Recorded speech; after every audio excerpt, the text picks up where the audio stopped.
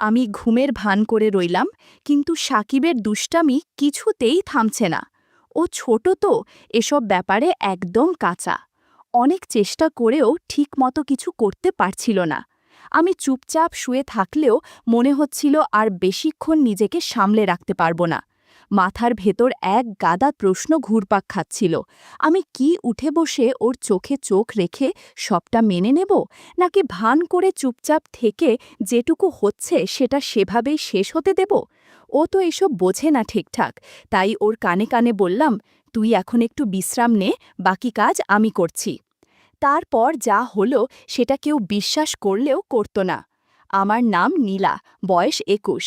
আমি আমাদের ভাইবোনদের মধ্যে সবচেয়ে বড়। ৩ বোন ১ ভাইয়ের মধ্যে আমি সবার আগে জন্মেছি। বাবা একজন প্রতিষ্ঠিত ব্যবসায়ী, তাই ছোট থেকেই অভাব কষ্টের মুখ দেখি নাই। যা চাই তাই পেয়েছি। আমার বিয়ে হয়েছে, তবে এখনও সন্তান হয়নি। এটাই একমাত্র অপূর্ণতা। স্বামী, শ্বশুর, শাশুড়ি সবাই ভালো, কিন্তু বিয়ের ৩ মাস পরেই স্বামীর ছুটি ফুরিয়ে যায়, আর ও আবার সিঙ্গাপুরে ফিরে যায়। তারপর থেকে আমার জীবনের মোড় ঘুরে যায়। মন সব সময় খারাপ থাকত, সময় কাটত না। ও দিনে ১ বার ২ বার ফোন দিত, তাও খুব কম সময় কথা বলতো। আমি একা একা ঘরে বসে থাকতাম, একটা অজানা অস্থিরতায় দিন কাটত। একদিন ইউটিউবে ভিডিও দেখতে দেখতে হঠাৎ একটা চ্যানেলে চোখ পড়ে। নানা সম্পর্ক ভিত্তিক নাটকীয় গল্প, মায়ের সঙ্গে ছেলে, মামির সঙ্গে ভাগ্নে, এরকম নানা সম্পর্ক নিয়ে বানানো গল্প। প্রথম দিকে শুনে অস্বস্তি লাগলেও কেমন যেন মজাও পেতে থাকি। ধীরে ধীরে ওই চ্যানেলের নিয়মিত দর্শক হয়ে উঠি। সারাদিন ঘরের কাজ, শ্বশুর শাশুড়ির দেখাশোনা, স্বামীর সঙ্গে নিয়ম করে কথা বলা, সব শেষে রাতে বিছানায় শুয়ে ওই গল্পগুলো শুনে মনটা হালকা করতাম। মাঝে মাঝে মনে হতো, ইস, যদি কেউ থাকতো পাশে, যার সঙ্গে কিছু করা যেত। ঠিক তখনই জীবনে আসে সাকিব। ওর সহজ সরল ব্যবহার আর মজার কথা শুনতে শুনতে কখন যে আমি ভেতরে ভেতরে বদলে যাচ্ছি সেটা নিজেই টের পাইনি। আমি এমন রক্ষণশীল পরিবেশে বড় হয়েছি, অথচ অজান্তেই এক অদ্ভুত টান অনুভব করতে শুরু করি। সাকিব আমার স্বামীর বড় বোনের ছেলে, মানে সম্পর্কের দিক থেকে আমার ভাগ্নে। বিয়ের সময় একবার দেখা হয়েছিল ওর সঙ্গে, কিন্তু তেমন কথা হয়নি। তখন সাকিব এসএসসি পরীক্ষার প্রস্তুতিতে ব্যস্ত ছিল। এরপর ওর বাড়ি থেকে কলেজ অনেক দূর হওয়ায় পরীক্ষার পর সে আমাদের বাড়িতে থেকে কলেজে যাতায়াত করতে শুরু করে। আমাদের বাড়ি থেকে ওর কলেজ মাত্র ১০ মিনিট দূর। প্রতিদিন সাইকেল চালিয়ে ক্লাসে যেত সাকিব। আমাদের শ্বশুর বাড়িতে ঘরের সংখ্যা খুব বেশি না, শুধু একটা বড় ঘর ছিল। সাকিব যেহেতু পড়াশোনা করবে, তাই শ্বশুরমশাই বড় ঘরের পাশেই একটা ছোট ঘর তৈরি করে দিলেন ওর জন্য। সেখানে টেবিল, চেয়ার আর একটা খাটিয়া রাখা ছিল। তবে রাতের বেলায় সাকিব মূল বাড়ির ভেতরের একটা ফাঁকা রুমে ঘুমাতো। আমাদের বড় ঘরটাই ৩টে রুমে ভাগ করা। একটায় আমি থাকি, আরেকটায় শ্বশুর শাশুড়ি। মাঝখানের ঘরটা আগে ফাঁকা ছিল। সাকিব আসার পর ওখানে একটা খাট বসানো হয়, আর এখন সে সেখানেই রাতে ঘুমায়। পড়া শেষ করে রাত ১০টার পর ঘরে ফিরে ও মাঝখানের ঘরেই শুয়ে পড়ে। সাকিব বেশ ভালো ছাত্র, এসএসসিতে A+ পেয়েছে। কথাবার্তাও খুব কম বলে। না আছে বন্ধুদের সাথে আড্ডা, না আছে বাড়ির লোকজনের সঙ্গে খাতির। এমনকি ওর নানা নানিকেও ঠিকমতো কিছু বলে না। আর আমার সঙ্গে তো চোখ তুলে তাকায়ও না। খুব লাজুক আর চুপচাপ স্বভাবের ছেলে। আমার শ্বশুর শাশুড়ি দুজনেই বয়সে অনেকটা বড়। শ্বশুর মশাই চোখে কম দেখেন, তাই বাইরে কম বের হন। শাশুড়ি আবার এমন মোটা যে হাঁটা চলারই উপায় নেই। সারাক্ষণ বিছানায় শুয়ে থাকেন আর পান খান। শ্বশুর মাঝে মাঝে উঠোনে বা উঠোন পেরিয়ে বারান্দায় যান, কিন্তু শাশুড়িকে আজ পর্যন্ত বাইরে পা রাখতে দেখি নাই। যাই হোক, সাকিব আমাদের বাড়িতে এসেছে প্রায় ১ মাস হলো। এই কদিনে ও আমার সঙ্গে ঠিকমতো কথাও বলেনি। বুঝতে পারি আমার সামনে একটু লজ্জা পাই। আমরা একসাথেই খাই, কারণ শ্বশুর শাশুড়িকে তো বিছানায় বসেই খাওয়াতে হয়। আমি ওদের খাবার দিয়ে আসি, তারপর সাকিব আর আমি একসাথে খেয়ে নিই। সাকিব আসার পর আমার একটা সমস্যা হয়েছে, রাতের বেলা আর গল্প শোনা হয় না। আগের মতো ইউটিউবে গল্প চালু করলে মনে হয় কখন না সাকিব দরজা এসে ডাকে, মাম, দরজা খোলো। তাই গল্প ছেড়ে বসে থাকি, কখনো ফিরে আসবে। অনেক রাত পর্যন্ত পরেও, ১০টা, ১১টা, এমনকি কখনো কখনো ১২টাও বাজে। আমার প্রায়ই ঘুম চলে আসে। সাকিব যদি সামনের দরজায় ডেকে না পায় তখন ঘরের পাশে রান্নাঘরের দরজার দিকে গিয়ে ডাকে, কারণ আমার রুমটা ওই পাশেই। আমি তখন চট করে উঠে গিয়ে দরজা খুলে দিই। একদিন এমনই ঘটল। সেদিন রাত প্রায় 12:30 বাজে। আমি ঘুমে ঢুলে পড়েছি। সাকিব দরজায় 10-15 মিনিট ডেকে কোনো সাড়া না পেয়ে রান্নাঘর থেকে একটা মাছ ধরার ছিপ এনে জানালার ফাঁক দিয়ে হালকা গুঁতা মারল। ঘুম ভেঙে লাফ দিয়ে উঠলাম, গিয়ে দরজা খুললাম। আমি বললাম, তুই খা, আমি বাসন ধুয়ে নিই। ও বলল, মাম, আমি আজ খাবো না, আপনি ঘুমান। আমি অবাক হয়ে বললাম, কেন খাবি না? কেউ কি না খেয়ে ঘুমায়? সাকিব হেসে বলল, আপনার চোখে ঘুম, রোজ আপনাকে বিরক্ত করি। আজ অনেক রাত হয়ে গেছে, আপনি শুয়ে পড়ুন, আমি সকালে উঠে খেয়ে নেব। আমি বললাম, আমার কোনো কষ্ট হয় না, তুই যখন ইচ্ছা তখন এসে খেয়ে নিস, মাঝে মাঝে একটু ঘুম ধরে যায় আর কি। তখন সাকিব একটু থেমে বলল, আপনার জন্য আমি থাকি আর আপনি রোজ রাত জেগে থাকেন, এটা ঠিক না মাম। কাল থেকে আমি পড়ার ঘরেই থাকব, আর দাদু ঠাকুমার সঙ্গে খাবার দিলে আমাকেও ডেকে নিও, একসাথেই খেয়ে নেব। আমি বললাম, সন্ধ্যায় খেলে তো রাত জেগে পড়তে গিয়ে আবার ক্ষুধা পাবে, তখন কি খাবি? আর এত বড় ঘর থাকতে কেন ছোট ঘরে শুতে যাবি? আমি তো কখনো বলিনি তোর জন্য আমার সমস্যা হয়। তুই কি বাইরের কেউ? তুই তো আমাদেরই ঘরের ছেলে, তোকে তো এইটুকু করতে পারতেই পারি। সাকিব বলল, ঠিক আছে মাম, অনেক রাত হয়ে গেছে, এবার ঘুমাও, সকালে তোমার সাথে আলাপ করব। এটা বলেই ও সোজা গিয়ে ওর ঘরে শুয়ে পড়ল। আমিও উঠে এসে নিজের রুমে চলে এলাম। তবে যাই হোক, আজ প্রথম সাকিব এতটা কথা বলল আমার সাথে, অথচ একবারের জন্য চোখ তুলে তাকায়নি। এখন সকাল 8টা বাজে, সাকিব এখনো ঘুমায়। কাল অনেক রাতে ঘুমিয়েছে তো, তাই একটু বেশি ঘুমাচ্ছে। যদিও সাধারণত 6টায় উঠে উঠোনে একটু হাঁটে, তবে ওকে সকালে কখনো পড়তে বসতে দেখি না। যাই হোক, আজ তো ওর 10টার ক্লাস, ডেকে দিতে হবে। আমি ডাক দিলাম, সাকিব, সাকিব, 8টা বাজে, কলেজ যাবে না? সাকিব তখন ঘুম জড়ানো গলায় বলল, কত বাজে? আমি বললাম, 8টা বাজে। এই কথা শুনে ও এক লাফে উঠে বসে পড়ল। তাড়াতাড়ি গোসল সেরে নাস্তা খেয়ে কলেজের দিকে রওনা দিল। একটু তাড়াহুড়ো হলেও 10টার আগে পৌঁছে যাবে হয়তো। দুপুর ঠিক 2টায় ও বাসায় ফিরে এলো, তবে কখনো কখনো 12টার দিকেও আসে, বিশেষ ক্লাস কম থাকলে। পড়ার ঘরে বই খাতা রেখে মুখ হাত ধুতে গেল। আমি ইতিমধ্যে দুপুরের খাবার সাজিয়ে রেখেছি। ও ঘরে ফিরে এলো, তারপর আমরা একসাথেই খেলাম। খাওয়ার সময় খুব একটা কথা হয়নি। আমি শুধু জিজ্ঞেস করলাম, কলেজে ঠিকমতো ক্লাস হয় তো? সে বাচ্চাদের মতো মাথা নেড়ে শুধু হ্যাঁ বলল, আর কিছু না। খাওয়ার পর ও নিজের ঘরে চলে গেল। সাধারণত দিনে ও ওই মাঝখানের ঘরেই ঘুমায়। সন্ধ্যা হয়ে এলো, কিন্তু সাকিব উঠছে না। আমি পড়ার ঘরে গিয়ে ডাক দিলাম। ডাক শুনে সাকিব ঘুম থেকে উঠে বসল। চোখ কচলাতে কচলাতে বলল, কি হয়েছে, ডাকছো কেন মাম? আমি বললাম, না কিছু না, সন্ধ্যা হয়ে গেছে, তুমি এখনো ঘুমাচ্ছ, পড়তে বসবে না?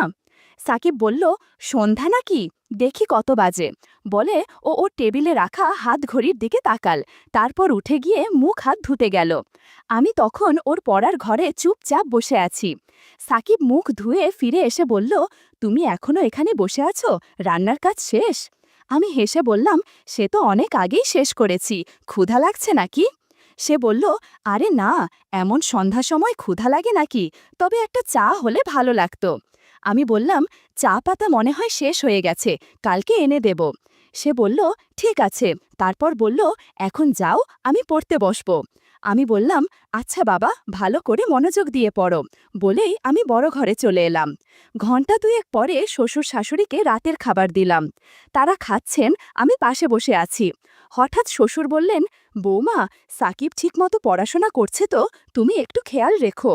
আমি বললাম, বাবা, আপনি একদম চিন্তা করবেন না, সাকিব খুব ভদ্র ছেলে, তাকে পড়তে বলার দরকার পড়ে না, নিজে থেকেই পড়ে নেয়। শ্বশুর বললেন, তা জানি বটে, কিন্তু দায়িত্ব তো আমাদেরও কিছু আছে।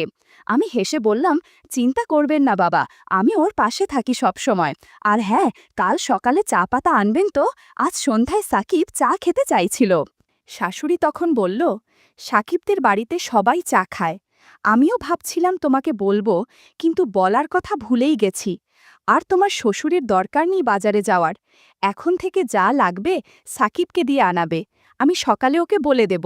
আর বৌমা, তুমি নাস্তার সময় আমাকে মনে করিয়ে দিও, আমি ওর সাথে কথা বলবো। আমি বললাম, ঠিক আছে মা। তারপর ওরা খাওয়া শেষ করা পর্যন্ত আমি পাশে বসে রইলাম। খাওয়া শেষে বাসনপত্র গুছিয়ে নিজের রুমে এলাম। একটু পর মায়ের সাথে ফোনে কথা বলছিলাম। কথায় কথায় রাত 10টা বেজে গেল। ভাবলাম, দেখি সাকিব কি করছে। দরজা খুলে পড়ার ঘরের কাছে গেলাম। কাছে যেতেই ওর পড়ার আওয়াজ পেলাম। ওর মনোযোগ নষ্ট না হয় এই ভেবে আর ঢুকলাম না, বড় ঘরে ফিরে এলাম। রাত প্রায় 11টা বাজে, তবু সাকিব এখনো খেতে আসেনি। আমি একা একা জেগে আছি। পড়ার ঘরে যাব, কিন্তু সাহস পাচ্ছি না। অন্ধকারে ভীষণ ভয় পাই। তাই বাইরে না গিয়ে জানালা খুলে চুপচাপ বসে থাকলাম। অপেক্ষা করতে করতে কখন যে 12:30টা বেজে গেল টেরই পেলাম না। তারপর কখন যে ঘুমিয়ে পড়েছি নিজেও জানি না। সকালে উঠে শাশুড়িকে জিজ্ঞেস করলাম, মা, সাকিব রাতে ঘরে আসেনি? শাশুড়ি বলল, না রে বৌমা, কেন, কি হয়েছে? আমি বললাম, না কিছু না মা, বড় ঘরে আসেনি, পড়ার ঘরেই ঘুমিয়েছে মনে হয়। আমি অনেক রাত পর্যন্ত অপেক্ষা করছিলাম, তারপর কখন যে ঘুমিয়ে গেছি। শাশুড়ি অবাক হয়ে বলল, কি বলো, ও পড়ার ঘরে ঘুমাবে কেন? এই ঘরে ওর কি সমস্যা? আমি বললাম, জানি না মা, সারাক্ষণই তো ওর খেয়াল রাখি। আমার মনে হয় ও আমাকে লজ্জা পায়। শাশুড়ি বলল, লজ্জা পাবে কেন? তুমি তো ওকে কত যত্ন করো। আমি নিজেই দেখি তুমি কেমন খাটছ, কেমন মায়া করো। সাকিব তো আমাদেরই ছেলে, লেখাপড়া করবে, কিছু লাগলে তোমাকে বলবে, না হলে আমাদের বলবে। তুমি তো আমার লক্ষ্মী বৌমা, সব দায়িত্ব নিজের কাঁধে নিয়েছ। তারপর বলল, চলো ডাকো ওকে, কলেজে যাওয়ার সময় হয়ে যাচ্ছে। আমি বললাম, ঠিক আছে মা, কদিন যাক, লজ্জা এমনিই চলে যাবে। ঘড়ি দেখে দেখি 8টার বেশি বাজে। আমি সরাসরি সাকিবের পড়ার ঘরে গেলাম। দরজা এখনো বন্ধ, তার মানে এখনো ঘুমাচ্ছে। আমি দরজায় টোকা দিলাম, সাকিব, সাকিব। বারবার ডেকেও কোনো সাড়া নেই। অনেকক্ষণ ধরে ডাকছি, তাও কোনো শব্দ নেই। ঘরটায় আবার জানালাও নেই যে পাশ দিয়ে কিছু বলা যাবে। পড়ার ঘরটায় একটাই দরজা, জানালাও নেই। জোরে জোরে দরজায় থাপ্পড় মারতে লাগলাম। প্রায় 15-20 মিনিট ডাকাডাকির পর সাকিব দরজা খুলল, কিন্তু কিছু না বলেই আবার বিছানায় শুয়ে পড়ল। আমি ঘরে ঢুকে ওর মাথায় হাত রাখতেই বুঝলাম ওর শরীরে জ্বর, শরীরটা যেন পুড়ে যাচ্ছে। তড়িঘড়ি করে বড় ঘরে গিয়ে শাশুড়িকে বললাম। শাশুড়ি চলতে পারেন না, বললেন, বৌমা, ভেজা কাপড়ে শরীরটা মুছে দাও, কপালে জলপট্টি দাও। আমি তৎক্ষণাৎ পানি এনে ওর শরীর মুছে দিলাম, কপালে জলপট্টি দিলাম। প্রায় 1 ঘন্টা পাশে বসে থাকলাম। ধীরে ধীরে সাকিব চোখ খুলল। ওকে ধরে বসালাম। সাকিব বলল, রাতে জ্বরের সময় তোমাকে ডাকতে গিয়েছিলাম, কিন্তু তুমি ঘুমিয়ে গেছো দেখে আর ডাকিনি। আমি বললাম, এটা কোনো কথা হলো? তুমি অসুস্থ, আমাকে জোরে ডাকতে, জানালায় ধাক্কা দিতে পারতে, দরজায় লাথি মারতে, একা একা কষ্ট পেয়ে থেকেছ কেন? ও কিছুক্ষণ চুপ করে রইল, তারপর উঠে হাতমুখ ধুয়ে বড় ঘরে গেল। আমি ওর জন্য নাস্তা নিয়ে এলাম। নাস্তা করতে করতে জ্বর কিছুটা কমল। শরীর ঠিক ছিল না, তাই ও আজ কলেজে গেল না, বাড়িতেই হাঁটাহাঁটি করছিল। আমি রান্না করছিলাম, হঠাৎ দেখি সাকিব পেছনে দাঁড়িয়ে। আমি বললাম, কি ব্যাপার, রান্না শিখবে নাকি? সাকিব হেসে বলল, না, ভাবছিলাম তুমি একা একা কত কাজ করো, সবাইকে কত খেয়াল রাখো। সত্যি তুমি খুব ভালো। জানো কেন যে তোমার সাথে এতদিন কথা বলিনি? আসলে তোমাকে লজ্জা পেতাম, মেয়েদের সামনে সহজ হতে পারি না। আমি বললাম, মেয়েরা কি বাঘ ভাল্লুক যে দূরে থাকবে? সাকিব হেসে বলল, তুমিও দেখি কলেজের মেয়েদের মতো কথা বলো। আমি বললাম, তোমার কলেজে কি কোনো মেয়ে বন্ধু আছে? সে বলল, একটা মেয়ে গায়ে পড়ে কথা বলে, খুব বিরক্তিকর, নামও জানি না আর জানতেও চাই না, গায়ে পড়ে কথা বললে আমার রাগ হয়। আমি হেসে বললাম, তাহলে তো আমাকেও পছন্দ করো না, আমিও তো তোমার সাথে গায়ে পড়ে কথা বলি। সাকিব একদমে বলল, তুমি আমার আপন মানুষ, তুমি চাইলে যত খুশি কথা বলতে পারো, বরং তোমার সঙ্গে কথা না বলে আমি ভুল করেছি। সাকিব বলল, তোমার জায়গায় অন্য কেউ হলে এতটা খেয়াল রাখত না, তুমি সত্যিই খুব ভালো। আমি হেসে বললাম, হয়েছে, আর হাওয়া দিতে হবে না, এবার যাও, মাকে ফোন দাও। ও বলল, আমি বলিনি, কিন্তু নানি জানে। আমি বললাম, এই নানিকে নিয়ে আর পারি না, সব কিছুতেই বাড়াবাড়ি করে। সাকিব রুমে চলে গেল। আমি রান্না শেষে গোসল সেরে শ্বশুর শাশুড়িকে খাওয়ালাম। তারপর সাকিবের সাথে খেয়ে দেখি সে আবার পড়ার ঘরে গেছে। আমি গিয়ে বললাম, এই ঘরে ঘুমাইও না, বড় ঘরে এসো, আবার অসুস্থ হলে কি হবে?